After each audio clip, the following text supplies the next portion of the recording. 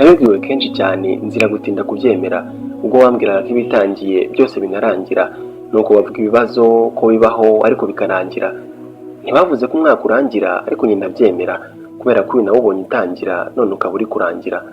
Mwaka nsize, mwaka nsize, usize nakwanze rwose sinkubeshye ntacyo twapfaga, nubwo wabonaga ngenda niruka reka si wowe nasigaga. Nagira ngo iminsi yawe nishira nzasigare ibyo twifuzaga, bya bintu byose nizeraga ko nzabigeraho nk'uko wabimbwiraga. Wagumanye nanjye ku manywa kandi niho nansigaga iyo bwiraga. Mwaka nsize, mwaka nsize, reka ngushimire kuko nanjye hari ubwo wanshimishije. Nibyo koko naravunitse ngira ngo ndonke ibyo nifuje, ariko umusaruro w'izo mvune niwo wanshimishije. Sinzi neza niba nabikora neza nk'uko wakabyifuje, gusa uko ugiye uku nguku iri shimwe ryambare wikwije. Mwaka nsize, mwaka nsize, nubwo turimo dutandukana hari ibyanjye watwaye ubu ntagifite.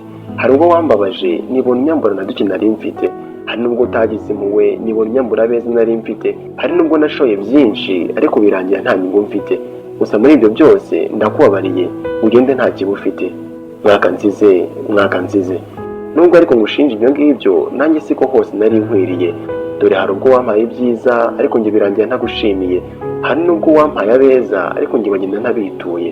Kenshi wampaye ibinkwiriye ariko njye nkagaya ko bidakwiriye, aho nanjye ntakubaniye neza unyemerere rwose ugende dukeye.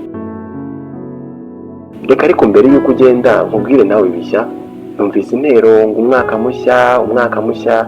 Nagerageje kubaza ibyo ari byo ngo nanjye njyane n'ibishya, barambwira ngo n'ejo kandi tugomba kuba turi bashya.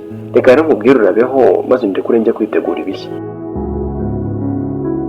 Ni koko byavuzwe ukuri ngo ibihe bisimburana iteka.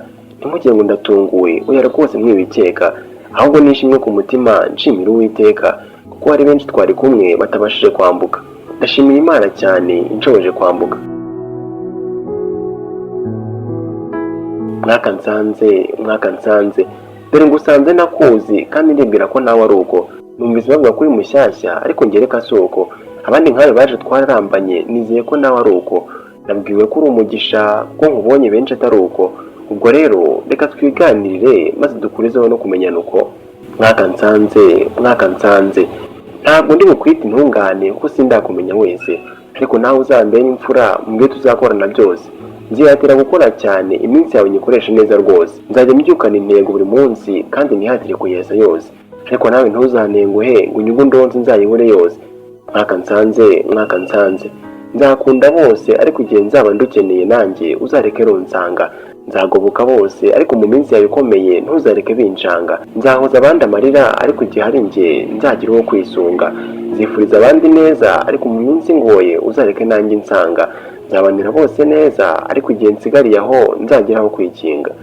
Mwaka nsanze, mwaka nsanze, iminsi yawe izaba y'uburumbuke, umwambaro wo kwera uwuhozeho. Umwuka w'inzara waranze barumuna bawe ntuzakurangweho. Uzareka bazavuka bahesha umugisha umunsi wawe bavutseho. Amahoro, umutuzo n'umutekano mu minsi yawe yose bizakurangweho. Umwihariko, ubwiza n'umusaruro mwinshi bizakuvugweho. Mwaka nsanze, mwaka nsanze, reka ncuze nkubwira ko nkwishimiye kandi ko nkwakiriye. Nkubwira byose nkwifuzaho ariko ntibigabanye ibyo unzaniye. Ntugire ngo nuzuye kwifuza ngo ngaye ko uje uteye. Nzakwakira uko uri nshimira Imana ikumpaye. Biramayera, the poet.